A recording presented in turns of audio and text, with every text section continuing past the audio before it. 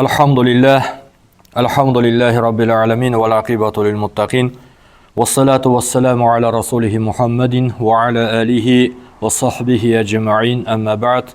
Assalamu alaikum wa rahmatullahi wa barakatuh. Hurmatli jamoatul muslimin.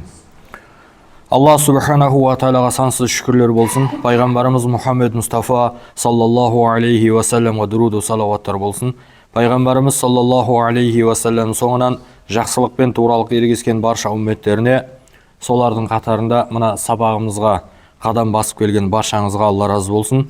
Алла субханаху ва тағала алып жатқан білімдерімізді арттырсын, білімдерімізге амал қылуымызды, амалдарымыздың қабыл болуыны, қабыл болған амалдарымыз арқылы екі дүниеде Алланың сүйген пенделерінің қатарында жүзіміз жарық, дәрежеміз жоғары болуын Алла нәсіп етсін.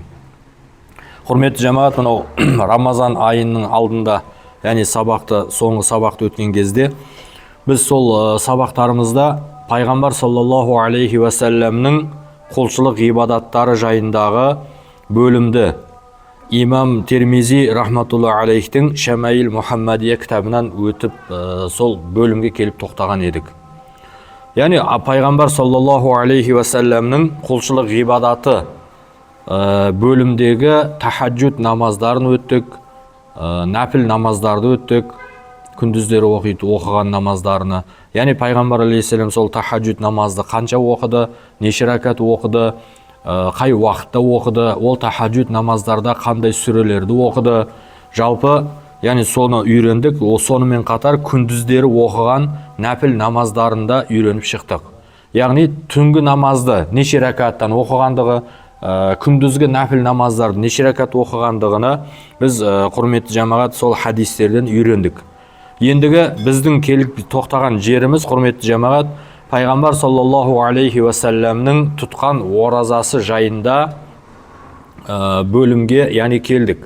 Жалпы кейбір осы Шамаил Мухаммадия кітабының кейбір жазбаларында жалпы пайғамбар алейхиссаламның құлшылық ғибадаты деп өтіп кетеді, яғни бір бөлім қылып қояды. Кейбір кітаптарында пайғамбар саллаллаху алейхи ва сәлләмнің тахаджуд намазы, күндізгі нәпіл намаздары, сонымен қатар пайғамбар алейхиссаламның тұтқан оразалары жайындағы бөлімді жеке көрсетеді. Енді ол кітап яғни жазған ғалымдардың несі, яғни кейбір ғалымдар бөліп көрсеткен, кейбір ғалымдар жалпы бір бөлім ғана қылып қойған. Біз құрметті жамағат, сол пайғамбар саллаллаху алейхи ва сәлләмнің тұтқан оразасы жайында, яғни бөлімді иншалла бүгін бастаймыз сабағымызды.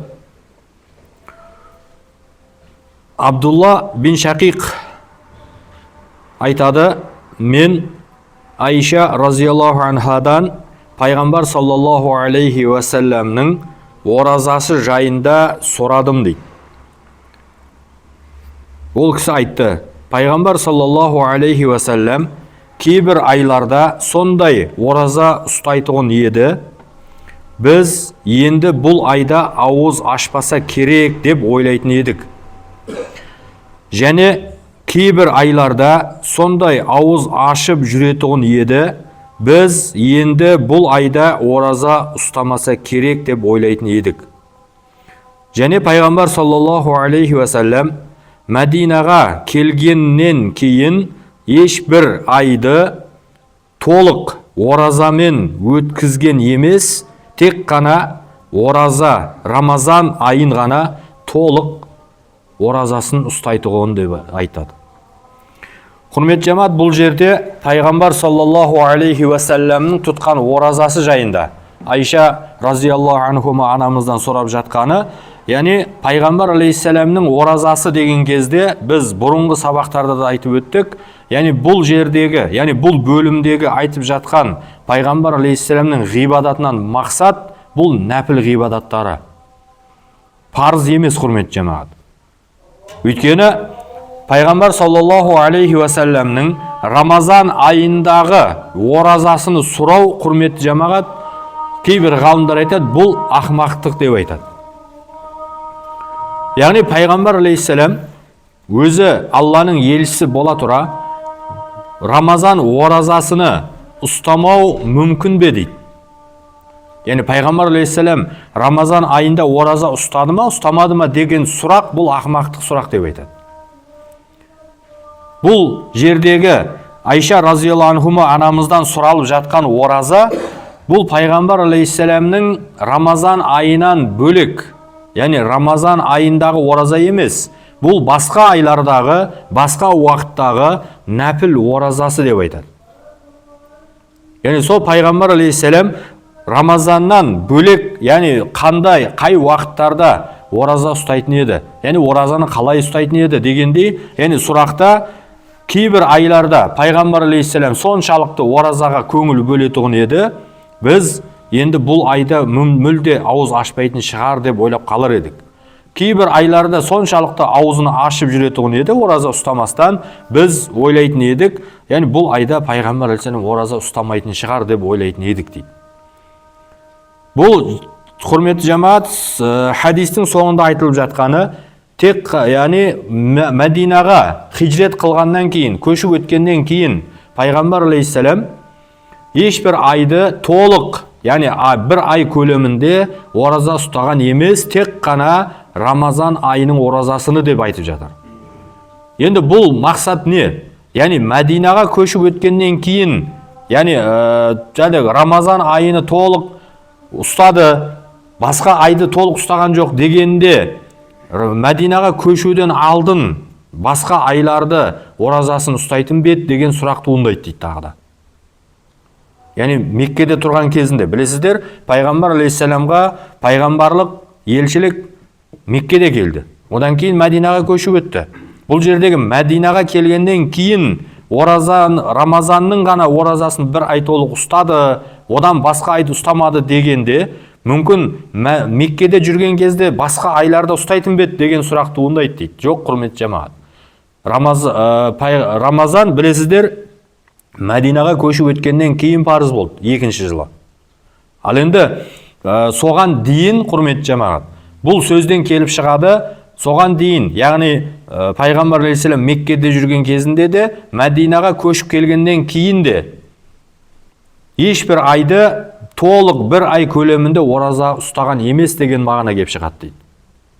Ораза болды, ол, яғни сол кезде ораза болды. Мысалы үшін, бір айда 10 күн тұтқан шығар, бір айда 3 күн тұтқан шығар. Мынау хадистердің жалғасында келеді бізде. Яғни 3 күн басынан, ортасынан деген сияқты. Бірақ бір ай көлемінде толық халде ұстаған емес деген сөз кеп шығады. Кейінгі хадис, құрметті жамаат, Анас разияллаху анхуден бір кісі пайғамбар саллаллаху алейхи уассалам оразасы жайында сұрады дейді. Ол кісі жауап берді. Пайғамбар саллаллаху алейхи уассалам кейбір айларда сондай көп ораза ұстайтын еді, біздер ойлап қалатын едік, бұл ай бір күн болса да ауыз ашпайтын шығар деп. Және кейбір айларда сондай ауыз ашып жүретұғын еді, яғни ораза ұстамастан жүретұғын еді, біздер ойлаушы едік, бұл айда пайғамбар алейхиссалам енді ораза ұстамайтын шығар деп дейді. Және пайғамбар саллаллаху алейхи уассаламның әдетінен еді, егер кешке пайғамбар саллаллаху алейхи уассаламды кім дем алу жайында көрмекші болса, сол халде көре алатын еді. Егер кім пайғамбар алейхиссаламды намазға беріліп, яғни намаз оқып жатқан халде көрмекші болса, ол кісіні, яғни пайғамбар саллаллаху алейхи уассаламды сол халде көре алатын еді. Яғни әдеттерінен, пайғамбар саллаллаху алейхи уассаламның әдеттерінен бүтін түнді ғибадатпен өткізу, немесе бүтін түнді дем алумен өткізу деген емес. Бәлкім құлшылықта жасайтұғын, дем алатұғын, яғни жанның да, дененің де ақысыны өз орнында беретұғын, яғни орындайтұғын дейді. Пайғамбар саллаллаху алейхи уассаламның, құрметті жамаат, жаңағы алдыңғы Айша анамыздан келген хадисті мағыналас болып келіп жатыр, яғни ораза ұстаған айда сол ай көлемінде, яғни ораза ұстап өтіп кететін шығар деп ойлайтын едік. Мүмкін басқа айларда ораза ұстамаған кезінде бұл айда енді мүлде ораза ұстамайтын шығар деп ойлап қалатын едік дегені. Енді одан кейінгі мәселе, құрметті жамаат, қараңыз, хадистің соңғы жағында келіп жатқаны, егер кімде-кім пайғамбар алейхиссаламды намаз оқып жатқан халде көргісі келсе түнде, сол халде көре алатұғын. Егер кім пайғамбар алейхиссаламды дем алып жатқан халінде көргісі келсе, сол халде көре алатұғын дегені, құрметті жамаат, әр нәрсе өзінің орнында пайғамбар алейхиссалам орындайтұғын.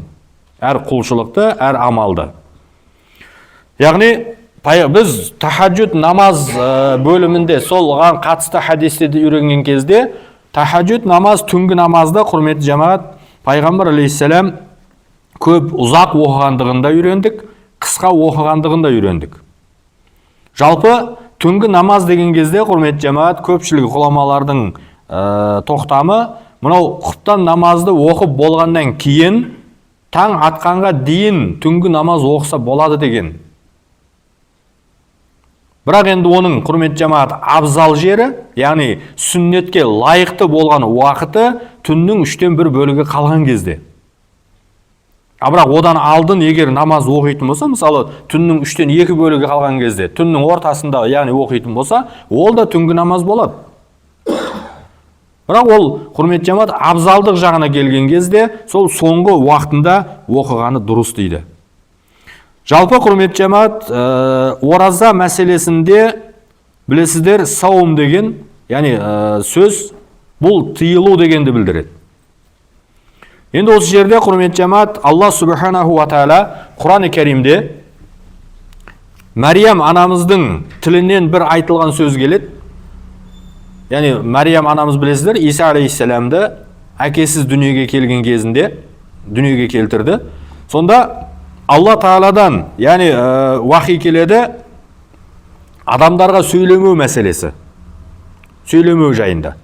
Егер біреу бір нәрсе сұрайтын болса, баланы көрсету, яғни сәбиді, Иса алейхиссаламды көрсету мәселесі. Соны, құрметті жамаат, сол мәселеде, яғни сол жайында келген аяттың бірінде Мәриям анамыз, мен адамдарға сөйлемеу бойынша ораза тұттым деген мағынада саум деген сөз келеді. Яғни ол жерде енді біздің тілімізде ораза тұттым деп біз айтамыз ғой. Бірақ жалпы тыйылу, құрметті жамаат. Яғни мен адамдарға сөйлеуден тыйылдым деген мағынада келген. Сол жердегі сөз, құрметті жамаат, саум деген сөзбен келген. Сондықтан, құрметті жамаат, біз ораза тұту, яғни ауызды бекіту деген мағынадағы сөз Құранда саум сөзі келеді. Бұл тыйылу. Яғни тыйылу деген кезде, білесіздер, енді таң атқаннан күн батқанға дейін ішіп жеуден, әйелге жақындықтан тыйылу. Бұл фиқхи мәселесі, құрметті жамаат. Яғни фиқхи түсіндіруі. Ал енді, құрметті көпшілік, жалпы жаңағы айтқан таң атқаннан күн батқанға дейінгі ішіп жеуден, жақындық жасаудан әйелге одан тыйылу жалпы яғни жалпы халықтың ұстаған оразасы. Ал енді хас, яғни арнайы кісілердің ұстаған оразасы бар. Бұл, құрметті жамаат, адам өзінің дене мүшелеріне күнәдан тыю. Мысалы, көзді харам нәрсеге салудан тыю, тілді ғайбат өсек айтудан тыю, құлақты жаман сөздерді естуден тыю, аяқты жаман жерлерге басып барудан тыйылу, қолды біреудің затыны рұқсатсыз, яғни өзіне алуға мүмкін емес болған нәрселерді алудан тыю. Тамақтың мәселесі, құрметті жамаат, халқум деп айтады, яғни тамақ рызық мәселесінде, яғни дұрыс емес, макрух болған түрлі, яғни сондай сізге жеуге болмаған нәрселерді жеуден тыйылу. Жалпы, құрметті жамаат, тыйылу мәселесі, саум деген сөз. Енді сондықтан, құрметті жамаат, біз хас, яғни оразаны ұстауға біз әрекет ету керек. Ал енді одан да жоғары ұстайтын арнайы, яғни сондай тақуалы кісілердің ұстайтын оразасы бар. Бұл, құрметті жамаат, адамның көңіліні, адамның жүрегіні, яғни жаман нәрселерден тыю, жаман ойдан жалпы тыю. Өйткені, құрметті жамаат, мынау шайтан алейхиллана, білесіздер, ораза басталған кезде Алла Таала шайтандарды кісенделеді деген пайғамбар алейхиссалам хадисі бар. Яғни сол жерде шайтандар кісенделсе, енді адам қалай? Яғни сол жамандыққа бой алдырады дегенде, құрмет жамаат, ол адамның нәпсісінен келіп шығады дейді. Адамның нәпсісінен, яғни нәпсі әлбетте жеңілдікті қалайды, немесе нәпсі оңай нәрсені, яғни мысалы дүние мүлік болса оңай жетуді қалайды, бір жұмыс болса оңай жағынан, яғни тез бітіріп кетуді қалайды, түрлі, яғни сондай жеңілдікті, тек қана жеңілдікті қалайды. Бірақ ол жеңілдік жолы дұрыс па, бұрыс па, ол нәрсеге қаралмайды. Сондықтан құрмет жамаат, нәпсімізді тыюдың ең жақсы жолы бұл ораза деп айтады ғалымдар. Сондықтан да пайғамбар саллаллаху алейхи ва саллям Рамазан оразасынан бөлек нәпіл оразаны көп ұстайтұғын. Пайғамбар алейхиссалам құрмет жамаат бұлайша алып қараған кезде күнә деген атаулыдан пәк болған зат. Масум деп айтады, яғни күнәдан пәк болған. Алла Таала күнәсini кешіріп қойған зат. Бірақ сондай болса да, не үшін көп ораза ұстады? Бұл құрмет жамаат өзінің үмметіне сол нәрсені үйрету үшін. Яғни сіз бен бізге қайсы нәрсені жақсы амалға асырсақ, бізге жақсы болатындығын білдіру үшін. Өйткені құрмет жамаат, мынау шайтан алейхиллана қайсы біріңіз, мысал үшін естіңіз, құлағыңызға келіп, шайтан алейхиллана, яғни мынаны істе, ананы орында, мына нәрсені іш, мынаның нәрсесін тартып ал деген сияқты нәрсені айтқандығын кім естті? Шайтан алейхиллана құрмет жамаат ешкімнің құлағына келіп сыбырламайды. Шайтан алейхиллана ол пенденің жүрегіне, яғни көңіліне уасваса салады. Жақсы қылып көрсетеді. Амалыны әдемі қылып көрсетеді. Соның арқасында құрмет жамаат, адам баласы, яғни өзінің көңілінен келіп шығып, өзінің жүрегіне, яғни шайтан алейхиллана жүрекке уасваса салғаннан кейін, соған алданып, адам баласы күнәға бой алдырады. Сондықтан құрмет жамаат, жүректі тазалау хас, яғни арнайы тәубе етуші, сондай бір Алла Таалаға берілген құлдардың оразасы деп айтады. Бұл жолда құрмет жамаат, жүректі тазалаудың бір жолыны, мұны тасауф деген ілім бар шариғатта. Яғни сол тасауф ғалымдар айтады, жүрекпен Алланы зікір етуді адам үйрену керек дейді. Ол қалай болады дегенде, тілді таңлайға тіреп қойып тұрып, кәлиманы, ла илаха иллалла Мұхаммад Расулулланы жүрекпен айту дейді. Яғни біз құрмет жамаат, ла илаха иллалла десек тіліміз қимылдайды ғой. Сол тілді тоқтатып қойып тұрып, жүрекпен айту дейді. Жүрекпен Алланы зікір етсеңіз, жүрегіңіз жай табады. Жүрегіңіз тынышталады. Көңіліңіз жайбарақат болады. Өздеріңіз бұлайша үйге барған кезде болсын, бір қайталап көріңіз, бір өздеріңіздің үстіңізде сынап көріңіз сол нәрсені. Яғни таңлайды, тілді таңлайға тіреп қойып тұрып, яғни ла илаха иллалланы көңілмен, жүрекпен айтып. Бұл өте керемет тәсіл құрмет жамаат.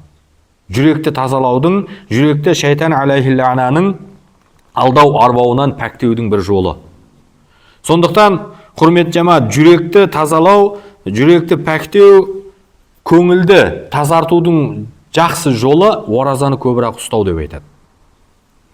Сол үшін құрмет жамаат, пайғамбар саллаллаху алейхи ва саллям оразаны көп, яғни басқа Рамазаннан басқа уақыттарда көп ораза ұстайтұғын. Иншалла құрмет жамаат, біз келесі сабақтарда, яғни сабағымызды жалғастырамыз, уақытымыз болып қалды, қазір құптан намазға. Алла нәсіп етсе, кейінгі сабақтарда осы пайғамбар саллаллаху алейхи ва саллямның тұтқан нәпіл оразалары жайындағы сабағымызды жалғастырамыз. Яғни пайғамбар алейхиссалам аптаның қайсы күндері ораза ұстады, қайсы күндері ниет қылып ораза ұстағандығы, қалай ұстағандығы жайындағы хадистерді иншалла үйренуді жалғастырамыз. Алла субханаху ва тағала барша жасап жатқан құлшылық ғибадаттарымызды қабыл етсін, пенделікпен жіберген қата кемшіліктерімізді мағфират етсін. Алла тағала көңілімізді шайтанның уасвасасынан, алдау арбауынан сақталуымызды нәсіп етсін. Алла Тағала әрқашан тура жолда болуды нәсіп қылсын. Алла баршаңыздан разы болсын.